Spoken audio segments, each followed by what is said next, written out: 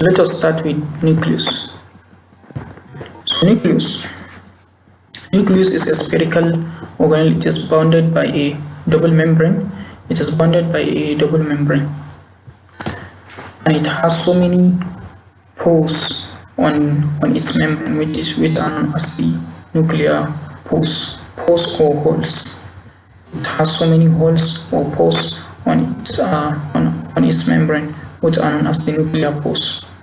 And the nuclear membrane is also known as the nuclear envelope, as you are seeing it here.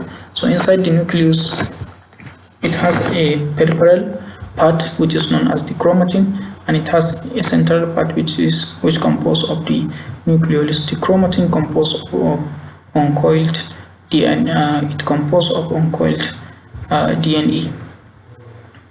Then the nucleolus composed of RNA.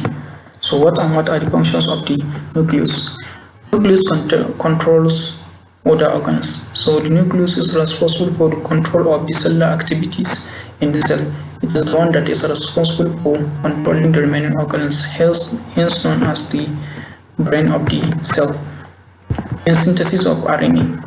The nucleus is responsible for synthesizing RNA. We are going to see that when we come to protein synthesis. Then storage of DNA. DNA, the genetic makeup of the cell, is stored inside the nucleus, here in the chromatin, which is the peripheral part of the nucleus. Then cell division. So the nucleus is responsible for dividing the genetic makeup of the cell into two equal halves, thereby giving rise to the daughter cells. Then endoplasmic reticulum. Endoplasmic reticulum is a tubular organelle, which is also bounded by a double membrane. And this endoplasmic reticulum is divided it is of two types. We have the smooth ER and the rough ER.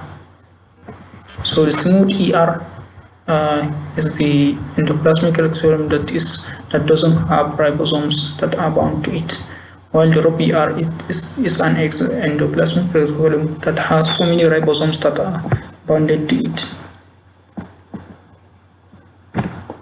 So this is the structural difference between the two. And the functional difference between them is that in general, in the endoplasmic reticulum, the rough endoplasmic reticulum is responsible for synthesis of protein. This reddish one, the one in the red color, is the rough ER. So it is responsible for synthesis of protein and proteinous substances like peptide hormones, example insulin. So the rough ER is responsible for production of it. Then degradation of one-out organelle, an organelle that is a useless organelle, or organelle that is not capable of performing its functions. So that organelle is destroyed by rough ER. Then the smooth ER. The functions of the smooth ER include synthesis of lipid and steroid substances like steroid hormone. Example of steroid hormone include the estrogens, progesterone, and other sex hormones are example of steroid hormones. Lipid like cholesterol. So all these substances they can be synthesized by the smooth endoplasmic reticulum. And the detoxification means removal of harmful toxins. Then Golgi apparatus. Golgi apparatus is also a tubular organelle. It is also a tubular organelle, only that the tubules of Golgi apparatus they are parallel to one another. They are not. It is not continuous or as to the adjacent tubules, just like that of the endoplasmic reticulum. Rather, the tubules of the Golgi apparatus or Golgi bodies, they are parallel to each other. They are not connected. So Golgi apparatus is also bounded by a double membrane. This double membrane, so the membrane that bounds or that covers the cell organelles, is also known as plasma membrane. So functions of Golgi apparatus, it includes packaging and processing of materials So for example, after the proteinous substances are produced by smooth ER, or the lipid substances are produced after they are produced by the smooth ER, or after the proteinous substances are produced by drop ER, they will be sent to Golgi apparatus. Now Golgi apparatus, it will now package, it will now process them.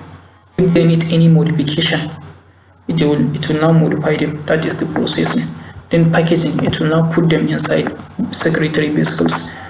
Look, these are the secretory vesicles that the Golgi apparatus package substances in them. So processing and packaging of materials. Then another function is labeling and delivery of materials. Now each and every vesicle, it will now label each and every vesicle. For example, to say this vesicle contain proteins, this vesicle contain lipids, this vesicle contain hormone, this vesicle contain enzymes. It will label each and every vesicle to an extent that whenever it sends a vesicle to specific organelle or to specific site of the cell, that site or that organelle will now be able to identify that vesicle. It will now be able to differentiate that vesicle from other vesicles. That is by the labeling. Then delivery of material. Then it will now deliver or send those vesicles into their appropriate site where they are supposed to be sent. That is why the Golgi apparatus is known as the post office of the cell, and it is also known as the shipping department of the cell. And lysosomes.